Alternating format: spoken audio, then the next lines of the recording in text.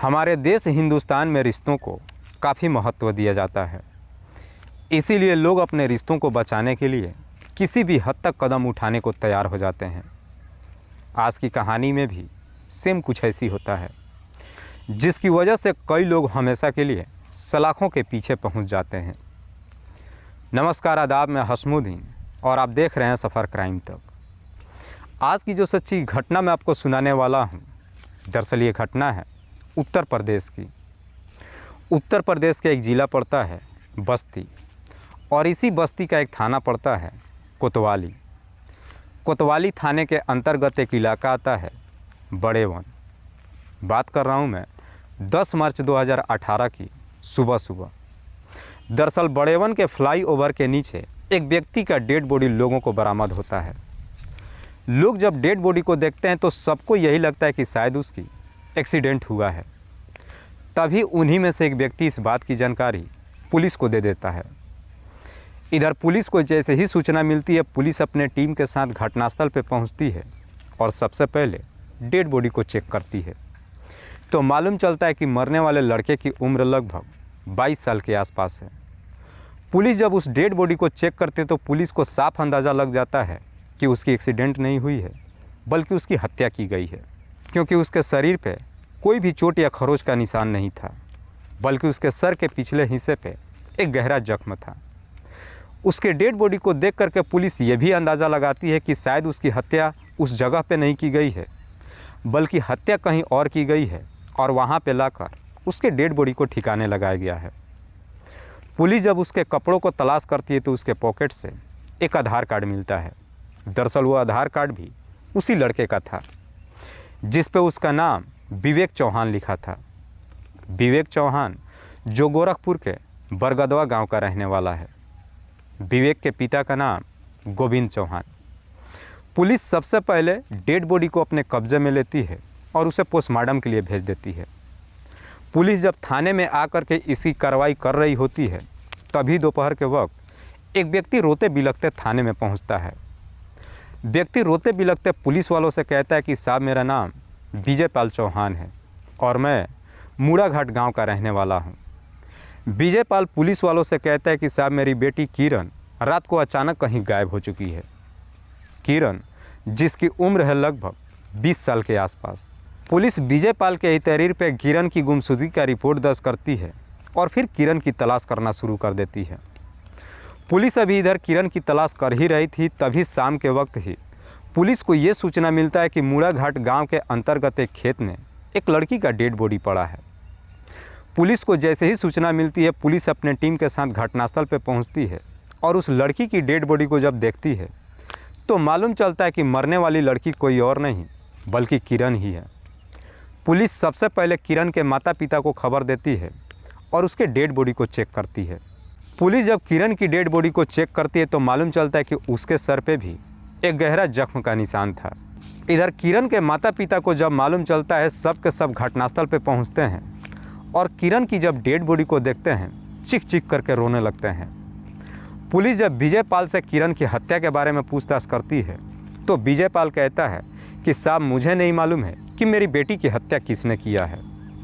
Police सबसे पहले किरण की डेड बॉडी को अपने कब्जे में लेती है और उसे पोस्टमार्टम के लिए भेज देती है और फिर विजय पाल के ही तहरीर पर धारा 302 के तहत अज्ञात अपराधियों के विरोध में मुकदमा दर्ज करती है और इस केस की छानबीन करना शुरू करती है। पुलिस इस केस की छानबीन करने के लिए सबसे पहले किरण के मोबाइल नंबर का डिटेल्स निकालती है। पुलिस जब कॉल डिटेल्स को चेक करती है तो मालूम चलता है कि उसमें एक ऐसा नंबर है जिस पे किरण पिछले कई महीनों से लगातार बातचीत करते आ रही थी। दरअसल 9 मार्च 2018 को रात्रि के 10 बजे के आसपास भी किरण ने उसी नंबर पे आखिरी बार बात किया था।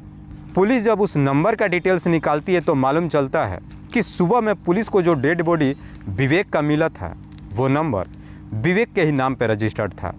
पुलिस अब विवेक के बारे में पूछताछ करने के लिए किरण के पिता विजय पाल को थाने में बुलाती है और फिर विजय पाल से विवेक के बारे में पूछताछ करती है।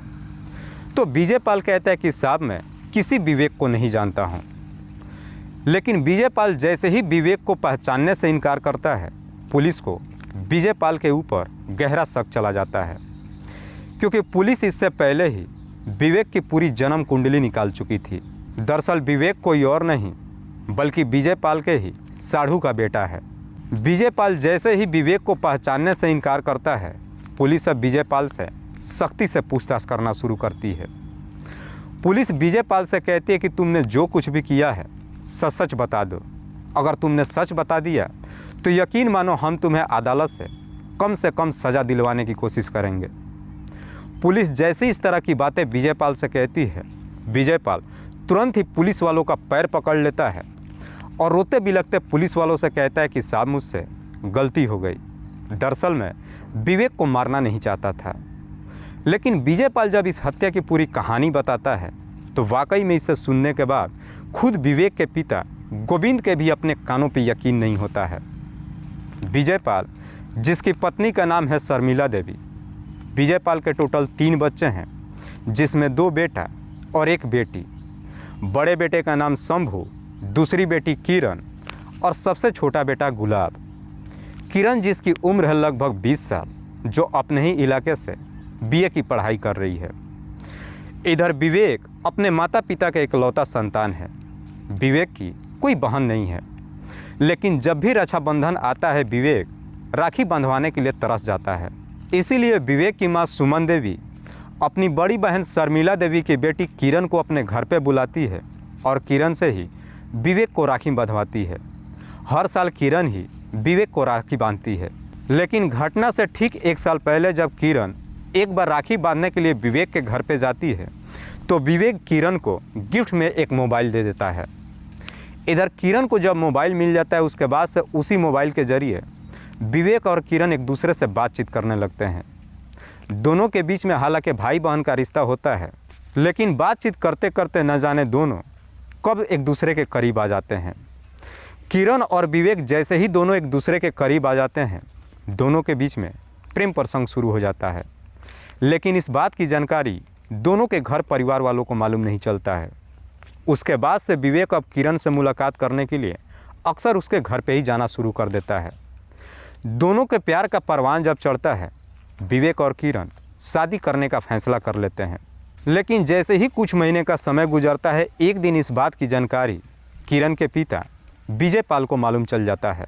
विजय पाल को जब मालूम चलता है कि उसकी बच्ची का विवेक के साथ में प्रेम प्रसंग ही नहीं चल रहा है बल्कि दोनों के बीच में संबंध भी बन चुका है, इस बात पे विजय पाल काफ़ी गुस्सा होता है। अपनी बच्ची को काफ़ी समझाने की कोशिश भी करता है, साथ ही साथ अपने साढ़ू गोविंद के नंबर पे फ़ोन करता है और उससे अपने बेटे को भी समझाने की बात कहता है। इधर विवेक के माता पिता को जब मालूम चलता है, विवेक के माता पिता भी उसे काफ़ी समझाने की कोशिश करते हैं, लेकिन तब तक काफ़ी देर हो चुकी थी। दरअसल विवेक अपने प्यार में इस कदर से आगे बढ़ चुका था जहां से वापस हो पाना उसके लिए नामुमकिन था। लाख समझाने के बावजूद भी विवेक अपने माता पिता की बात नहीं मानता है। 9 मार्च 2018 को भी विवेक किरण से मुलाकात करने के लिए उसके घर पे दिन को ही चला जाता है। हालांकि दिन में जब विजय पाल के घर पे पहुंचता है, विजय पाल विवेक को वापस उसके घर जाने के लिए कहता है, लेकिन विवेक अपने घर नहीं आता है।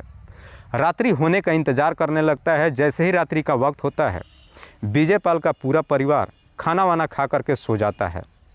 लेकिन विजय पाल को शक होता है कि शायद विवेक किरण से ज़रूर मुलाकात करेगा। जैसे ही रात्रि का 10 बज जाता है, विवेक किरण के नंबर पर फ़ोन करता है और उससे मिलने के लिए खेतों में बुलाता है। मिलने के लिए जब खेत में बुलाता है, किरण भी विवेक से मिलने के लिए खेतों में चली जाती है। लेकिन किरण जैसे ही अपने घर से बाहर निकलती है, इस बारे में उसके बड़े भाई शंभू को मालूम चल जाता है। शंभू जा कर के तुरंत ये सारी बातें अपने पिता से बताता है। इधर विजय पाल को जब मालूम चलता है कि किरण विवेक से मुलाकात करने के लिए घर से बाहर निकल चुकी है, विजय पाल अपने बेटे शंभू और अपने छोटे भाई जनार्दन के साथ किरण और विवेक को ढूंढने के लिए अपने घर से बाहर निकलते हैं। तीनों जब ढूंढते ढूंढते खेतों में जाते हैं तो विजय पाल किरण और विवेक को आपत्तिजनक स्थिति में देख लेता है। जैसे इस तरह की नज़ारा देखता है, विजय पाल का गुस्सा 7वें आसमान पर चढ़ जाता है। तुरंत गुस्से में एक ईंट उठा करके लाता है और विवेक के सर पे काफ़ी ज़ोर से वार कर देता है, जिसकी वजह से विवेक की घटनास्थल पे ही मौत हो जाती है। लेकिन विवेक जैसे ही इस दुनिया को छोड़ के चला जाता है, किरण अब ज़ोर ज़ोर से चीखने चिल्लाने लगती है। किरण की ज़ोर ज़ोर से चीखने चिल्लाने की आवाज़ सुन करके ये तीनों एकदम से डर जाते हैं। विजयपाल को लगता है कि शायद उसकी आवाज़ सुनकर कोई यहाँ पे आ ना जाए, इसीलिए आनन फानन में वो ईंट उठाकर किरण के भी सर पे मार देते हैं, जिसकी वजह से किरण की भी घटनास्थल पे मौत हो जाती है।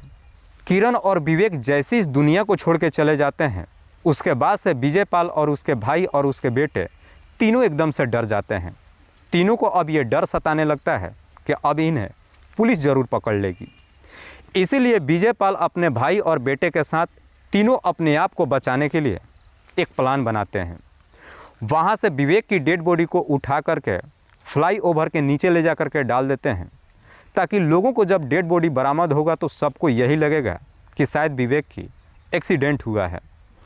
वहाँ से तीनों वापस अपने घर पे आते हैं और अगली सुबह विजयपाल रोते बिलखते थाने में जाता है और पुलिस वालों से कहता है कि साहब मेरी बेटी न जाने रात को अचानक कहाँ गायब हो चुकी है। वाकई में विजयपाल जब ये पूरी कहानी पुलिस वालों को बताता है, पुलिस विजयपाल के ही तहरीर पर उसके भाई जनार्दन और उसके बड़े बेटे शंभू, इन दोनों को भी अपने कस्टडी में लेकर आती है। फिलहाल पुलिस ने इन तीनों आरोपियों को अपने कस्टडी में लेकर इन तीनों पे गंभीर धाराओं में मुकदमा दर्ज करके जेल भेज दिया है। दोस्तों, इस घटना के बारे में आप क्या सोचते हैं? आप अपनी राय हमें कमेंट बॉक्स में ज़रूर दीजिएगा। तब तक के लिए जय हिंद, जय भारत।